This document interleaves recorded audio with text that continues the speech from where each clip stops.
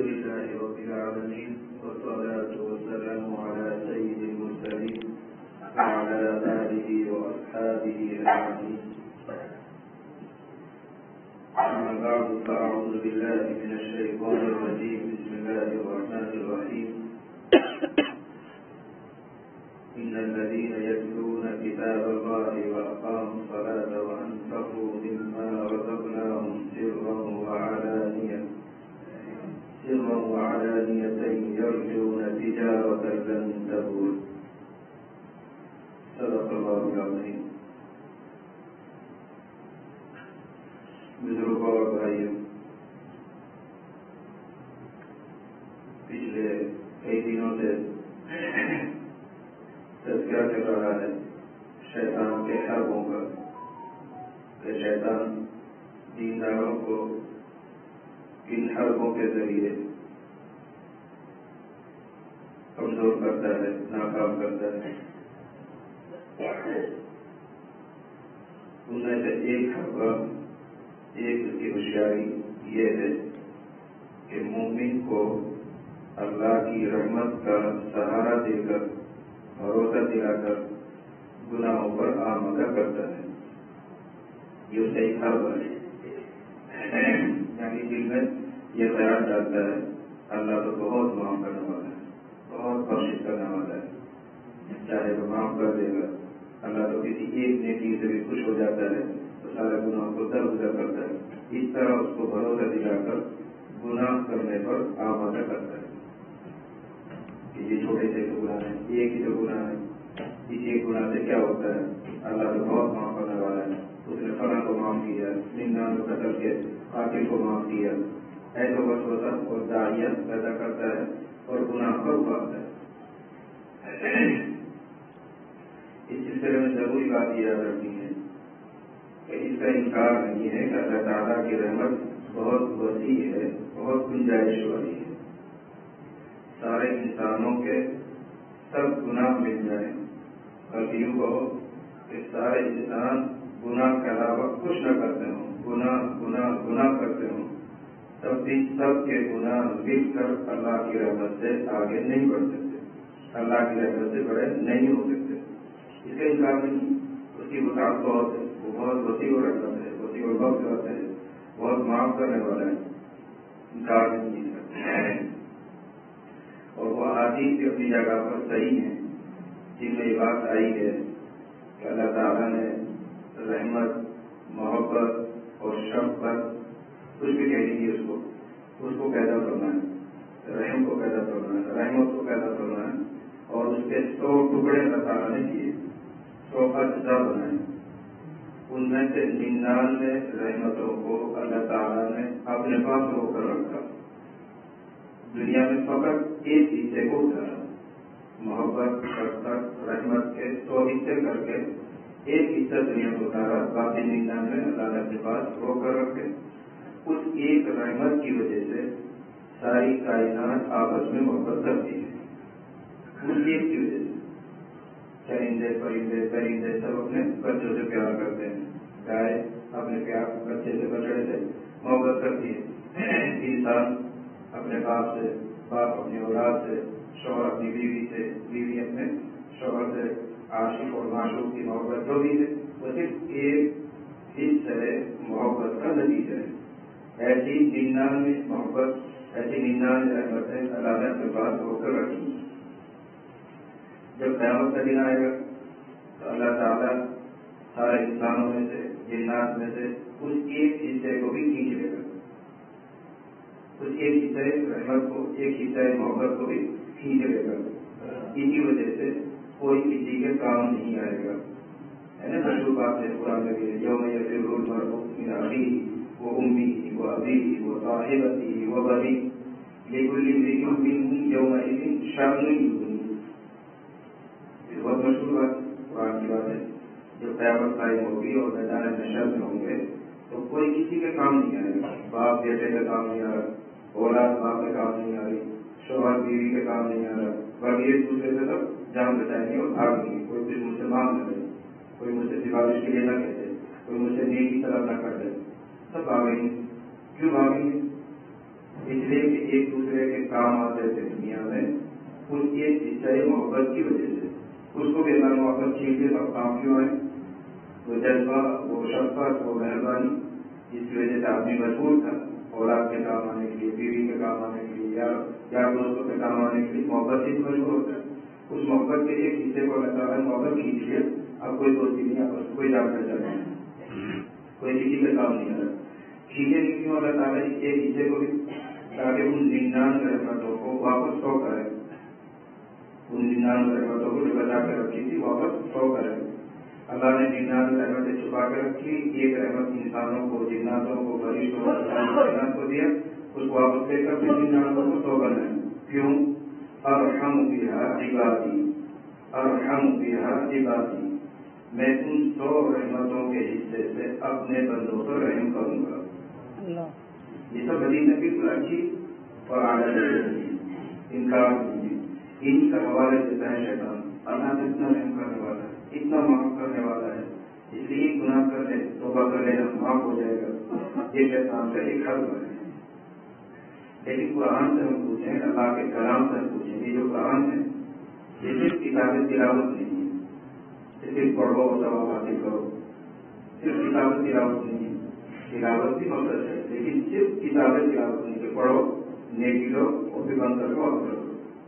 بلکہ یہ قرآن اصل کتاب ہدایت ہے. کتاب ہدایت، رہنمائی کرنے والی کتاب. الف لام میم ذالک الکتاب لا ریب فیہ ہدی للمتقین. پہلے بارے کیا ہے سنا رہا ہوں. یہ تقوی والوں کے لیے، پرہیزگاروں کے لیے ہدایت نام ہے. شہر رمضان الذی انزل فیہ القرآن ھدی للناس وبینات من الھدی.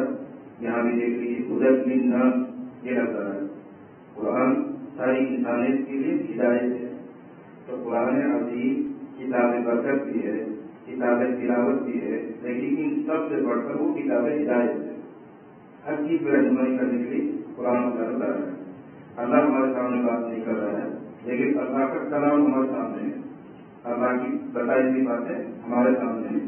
ہم اللہ کو نہیں جا سکتے، اللہ کی بات نہیں سن سکتے، لیکن اللہ نے اپنی باتیں کتاب کی شکل میں انسانوں کو دے دی کہ ان کو پڑھو اور ایسا سمجھو کہ اللہ تم سے کلام کر رہا ہے. اس لیے بزرگان دین فرماتے ہیں کہ کسی کو اگر یہ شوق ہو کہ میں اللہ سے بات کروں تو قرآن پڑھا کرے. کسی کو یہ شوق ہو کہ میں اللہ سے بات کروں تو قرآن پڑھا کرے. تو قرآن پڑھنا ہے جیسے اللہ سے بات کرنا. اللہ کی بات سے تو قرآن بھی ہوئی ہے، ہم تلاوت کر رہے ہیں، اللہ سے بات چیت ہو رہی ہے. تو بہرحال یہ قرآن کتاب ہدایت ہے. اسی کلام اللہ سے، اس کتاب ہدایت سے ہم معلوم کریں گے کہ اللہ کی رحمت کن بندوں کو ملنے والی ہے. رحمت بہت بڑی ہے، بڑی گنجائش ہے اس میں. 100 حصوں کے ذریعے وہ اپنے بندوں پر رحم کرے گا، لیکن ایسا یہ رحمت کن کو ملنے والی ہے. تو قرآن کی آیت میں نے پڑھی، یہ اور ان جیسی درجن آیت ہے وہ فیصلہ کریں گے. ان الذین یتلون کتاب اللہ واقاموا الصلاۃ وانفقوا مما رزقناهم سرا وعلانیہ یرجون تجارۃ لن تبور.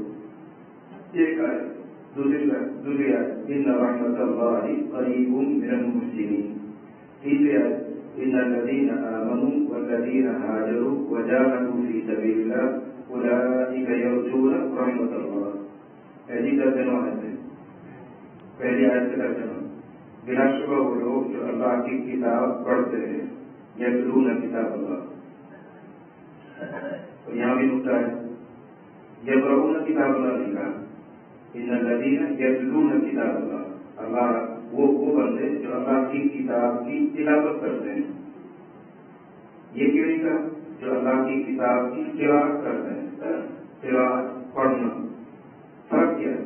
مفسرین نے نقطہ بیان کیا کہ قراءت میں تو صرف یہ ہے کہ آدمی پڑھے، اس کی اتباع کا پابند نہیں. یہ بورڈ لگا ہوا ہے، ایک پر آدمی نے پڑھ لی، یہ قراءت ہے. مان کر نہیں مان کر یہ مطلب نہیں. مانے نہ مانے کی بات ہے کہ ایک بورڈ کو کچھ لکھا ہوا وہ صرف پڑھ ڈالا، یہ قراءت ہے. اور تلاوت کا مطلب یہ کہ پڑھے اور اس کی پیروی کرے، پڑھے اور اس کے مطابق چلے. یعنی یہ دونوں کا لفظ لا کر اشارہ دیا، تلاوت بھی کرو لیکن اس کی پیروی بھی ساتھ کرو. ان الذین یتلون کتاب اللہ. اب ترجمہ کو یہ کر سکتے ہیں بے شک وہ بندے جو قرآن پڑھتے ہیں اور مانتے ہیں، جو قرآن پڑھتے ہیں اور اس کے مطابق چلتے ہیں، یہ صفت، اور نماز قائم کرتے ہیں، نماز یعنی فرائض کی طرف اشارہ ہو، وَأَنفَقُوا مِمَّا رَزَقْنَاهُمْ سِرًّا وَعَلَانِيَةً، اور جو کچھ اللہ نے ان کو دیا ہے اس میں سے وہ کھلا کھلا بھی، چھپ کر بھی، اعلانیہ بھی، سرن بھی، یعنی دکھا کر بھی اور کبھی خفیہ طور پر بھی خرچ کرتے رہتے ہیں۔ جو ان کاموں کو کریں، اللہ کی کتاب پڑھیں، نماز قائم کریں، موقع پر خرچہ کریں، صدقہ خیرات کریں، ان کے بعد کہا جا رہا ہے یرجون تجارت لن تبور، یہ ایسے لوگ امیدوار ہیں ایسی تجارت کا جو خسارہ والی نہیں، کہ نقصان نہیں دے۔ یعنی کہ آیت نے یہ آیت بات کھول دی کہ تجارت آخرت کی کامیاب ان لوگوں کے لیے ہے جو اعمال کے پابند ہیں۔ بغیر اعمال کی پابندی کے اللہ کی رحمت کی امید لگانا انتہائی نادانی ہے، انتہائی بیوقوفی ہے۔ دوسری آیت ان رحمت اللہ قریب من المحسنین، یقیناً اللہ کی رحمت قریب ہے نیکوکاروں کے، بدکاروں کے نہیں کہا، گنہگاروں کے نہیں کہا، اللہ کی رحمت بہت قریب ہے ان لوگوں کے لیے جو نیکوکار ہیں، دیندار ہیں، صفت احسان کے ساتھ متصل ہیں۔ تیسری آیت ان الذین آمنوا والذین ہاجروا، یقیناً وہ لوگ جو ایمان لائے، ہجرت بھی کریں۔ اب ہجرت سے بھی قسم میں ہجرت ظاہری، ہجرت باطنی، موٹا کا مطلب لے لیجیے اللہ کے حکم کے پابند ہیں۔ اگر کہیں عمل کرنے میں دشواری ہوتی ہے تو وطن بھی چھوڑ کر دوسری جگہ جاتے ہیں تاکہ اللہ کا حکم پورا ہو جائے۔ ان الذین آمنوا والذین ہاجروا وجاہدوا، جو جہاد کرتے ہیں، جہاد کا ایک مطلب وہ ہے میدان جہاد میں جاؤ، تیرائی کا مطلب داخلے کرو، کافروں سے مقابلہ کرو۔ ایک جہاد اپنے نفس سے، نفس نہیں چاہتا ماننا لیکن پھر بھی مانتے ہیں، اللہ کا حکم کریں گے، یہ بھی جہاد ہے۔ تو جو لوگ ایمان لائیں، ہجرت کریں، جہاد کریں، اولئک یرجون رحمت اللہ، ایسے لوگ اللہ کی رحمت سے امیدوار بن سکتے ہیں۔ اب ان آیت سے کیا بات ہوئی کہ عمل کرو تو امید لگاؤ رحمت کی۔ اگر عمل نہیں کر رہا ہے بندہ، ہاتھ پر ہاتھ رکھ کر بیٹھا ہوا ہے، اللہ کی بڑی رحمت ہے، اللہ بہت کچھ اٹھاتا والا ہے، اللہ بہت معاف کرنے والا ہے، تو یہ نادان ہے۔ ایسے ہی جیسے کوئی آدمی کھیت میں جتائی نہ کرے، بیج نہ ڈالے، فصل کے موقع پر اس میں پانی نہ دے، کھاد کا انتظام نہ کرے اور ہاتھ پر ہاتھ رکھ کر امید لگائے، اللہ بہت عزت دینے والا ہے، اللہ خود اگانے والا ہے، بے شک اگانے والا ہے، لیکن کب؟ جب بندہ کوشش کرتا ہے، بندہ وقت پر جتائی کرے، بیج ڈالے، پانی ڈالے، کھاد ڈالے، اثر دینے والا ہے۔ ایسے ہی دنیا آخرت کی کھیتی، الدنیا مزرعۃ الآخرہ، الدنیا مزرعۃ الآخرہ، دنیا آخرت کی کھیتی ہے۔ اس دنیا کی کھیتی میں ہمیں عمل بونا ہے، اس عمل سے وہاں پر رحمت نکلے گا، اس عمل سے جو یہاں ڈالا ہم نے بیج، اس بیج کے ذریعے وہاں رحمت کا پھل نکلے گا، یہ آیتیں کہہ رہی ہیں۔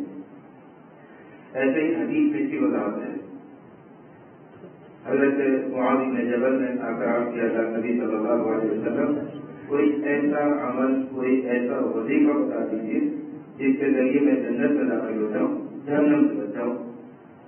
ہماری اور آپ کی بھی یہی تمنا ہے، سارے مسلمانوں کی یہی آرزو ہے، کوئی ایسا ورد مل جائے، کوئی ایسا وظیفہ مل جائے کہ جس سے آدمی جنت میں پہنچ جائے، جہنم سے بچ جائے، سب کی کوشش ہے۔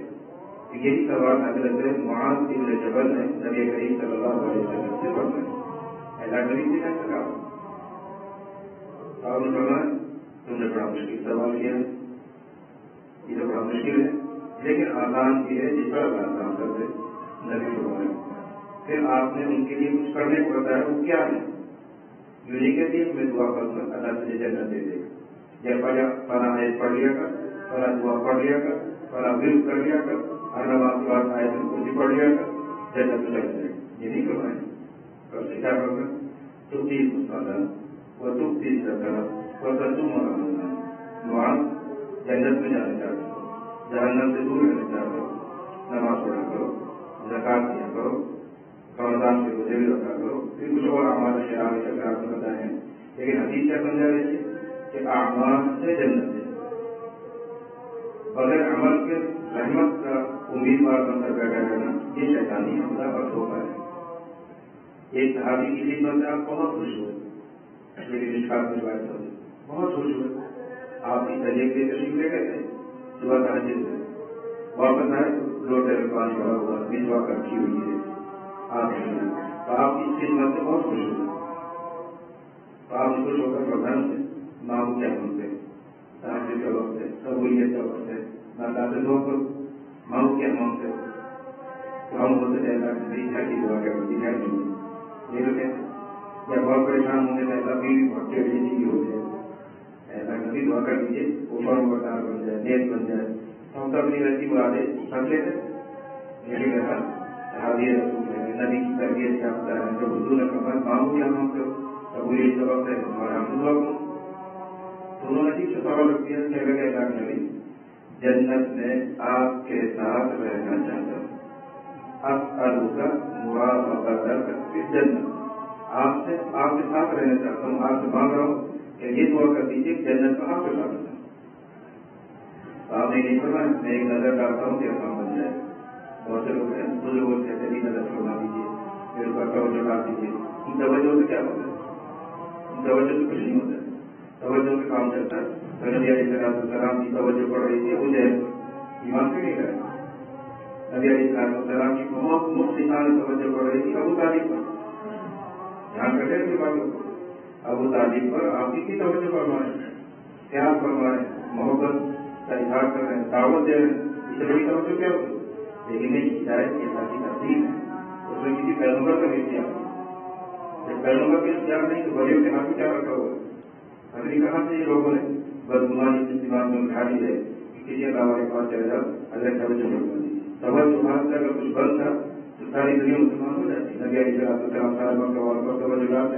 تو ممکن ہو گئے، ایسا ہونے کا انکار نہیں ہو سکتا ہے لیکن ہوتا نہیں، اللہ کی قدرت میں ہے لیکن دنیا میں ایسا ہوتا نہیں، ایسا ہوتا کیوں نہیں، ہدایت اگر اس طرح توجہات سے ہو جائے گی پھر وہ اختیاری چیز نہیں رہے، پھر وہ اختیاری چیز ہو جائے گی، حالانکہ ہدایت غیر اختیاری چیز اللہ کے اختیار میں، کسی پیغمبر کے کسی ولی کے ہاتھ میں نہیں، اگر دوسرا موضوع ہے تو اللہ نے ان سے فرمایا بتاؤ کیا مانگتے ہو، اور خیر جنت میں آپ کے ساتھ رہنا چاہتا ہوں، تو آپ نے نہیں کہا کہ میں یوں کروں گا یا فلاں بل پڑھ لیا کر فلاں نصیحت پر عمل کر لیا کر، نہیں فرمایا دعا کروں گا لیکن اعِنِّی بِکثرۃ السجود، اعِنِّی بِکثرۃ السجود، دعا بھی کروں گا لیکن دعا کے ساتھ ساتھ تو ایک کام کر زیادہ سجدہ کر کے میری مدد کر، میں اللہ سے مانگوں گا کہ اللہ اس کو میرے ساتھ جنت سے کر دے، میرا رئیس بنا دے، میرا خادم بنا دے جنت میں،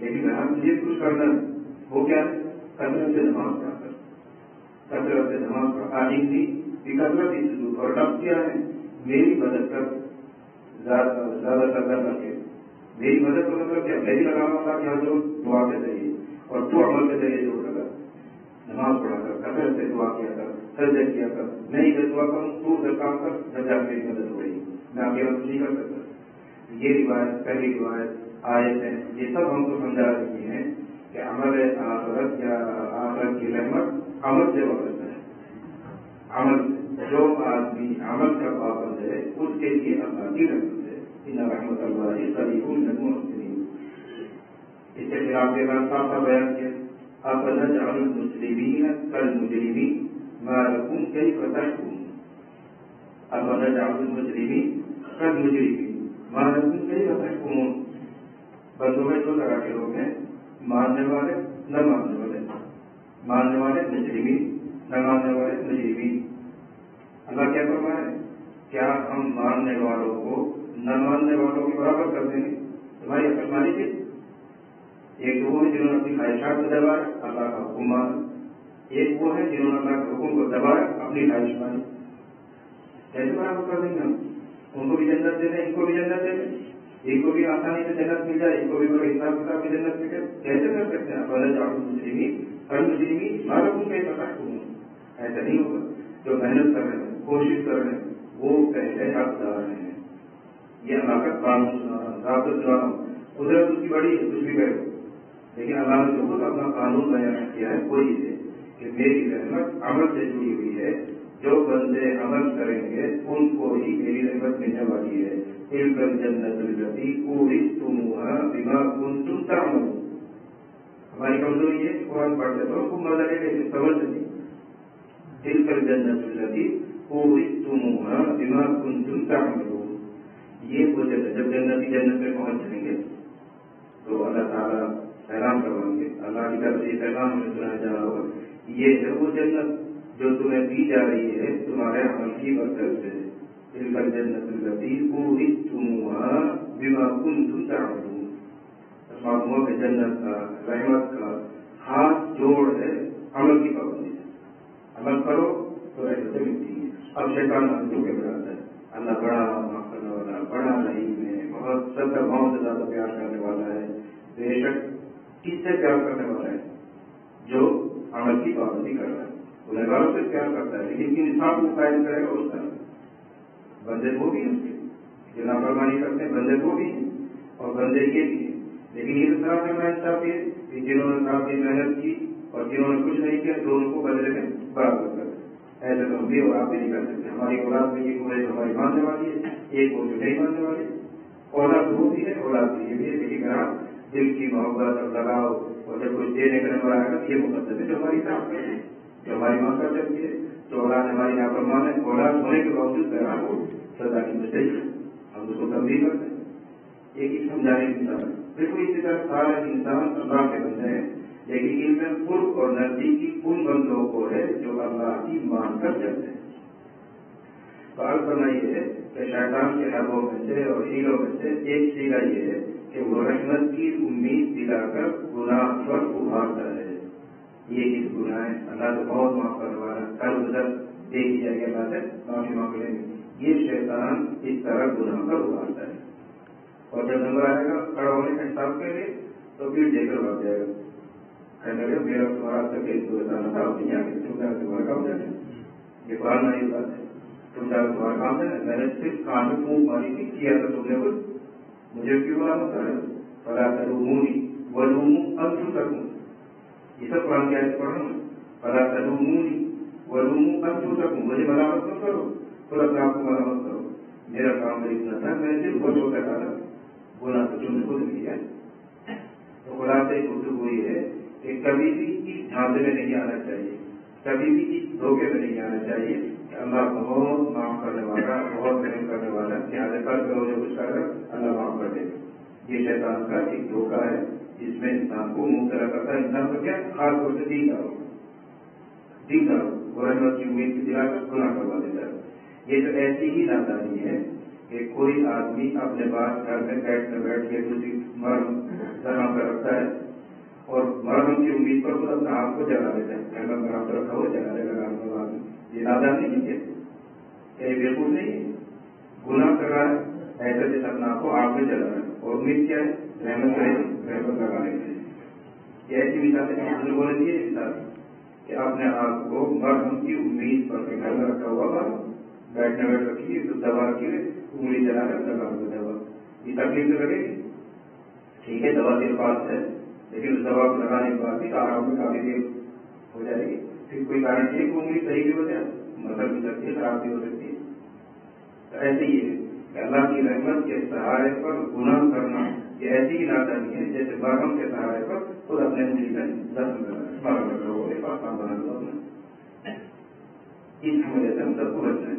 تو پہلی آیت جو میں نے پڑھی اس میں احکام ہے. ان الذین یتلون کتاب اللہ یقیناً وہ لوگ جو اللہ کی کتاب کی تلاوت کرتے ہیں. اس پر میں نے عرض کیا دو چیزیں ایک ساتھ چاہیے قراءت بھی اور عمل بھی. سب تلاوت کے ساتھ قرآن پڑھیں عمل کریں. وہ اقام الصلاۃ نماز قائم کرتے ہیں. یہاں پڑھنے کے بعد نماز قائم کرتے ہیں اس کے لیے بہت ہی خصوصیات ہیں.